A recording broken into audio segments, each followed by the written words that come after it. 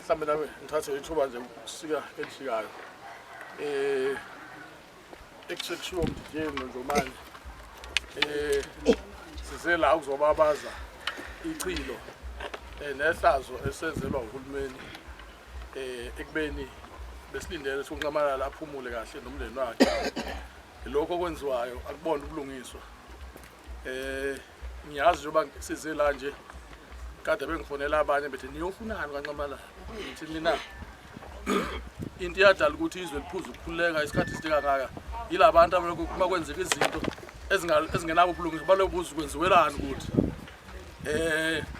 kufanele size la sizobabaza umhlolo owenzekayo uma kukhona into engenziwa kahle kusifanele futhi njengebutho likaZulu ngoba kusasela uNqamalala nje okulandelayo kuzoba kusalwa ngezinkantolo kuthiwa zilungile nezabo phuma deep inkantolo kwakuthiwa ilungile ngaleso sikhathi kwathatha isikhathi esideke ukuthi kuliwe nalo ngcinezelo manje asithi akuzokwenzeka manje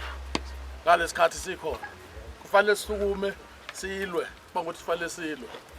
ingenzeki lento abafuna ukuthi bayenze ngoba ayinawo Ndona mtitiye ukusika mhlawumbe kelishikayo nake nezwaphi kuthiwa ungqongqoshe unamandla okubopha kunikwe uminister of police kuthiwa akahamba awulanda umuntu uwathatha amandla okubopha umuntu unayo appointment card ukufunda amalungelo umuntu bezoboshwa aniboni ukuthi nje ngithatha into encane kule judgment kuningi okunye okubhedayo kuyona kodwa nje lokho zokuncane okubonwa kimi ngilayman ukuthi ubulungiswa abukho so yilezo zinto ezinjalo kwesizilwelayo ukuthi asingaqhubeki zenzeke isikhathi sikhona njenge induna ezikhona ke zesilo noma sesakhothama kodwa sikhona ngeke sikiyeke ukukhuluma into ekufanele sikhulume ngazo zesizwe ngoba uNqamalala ungelinye lebutho lethu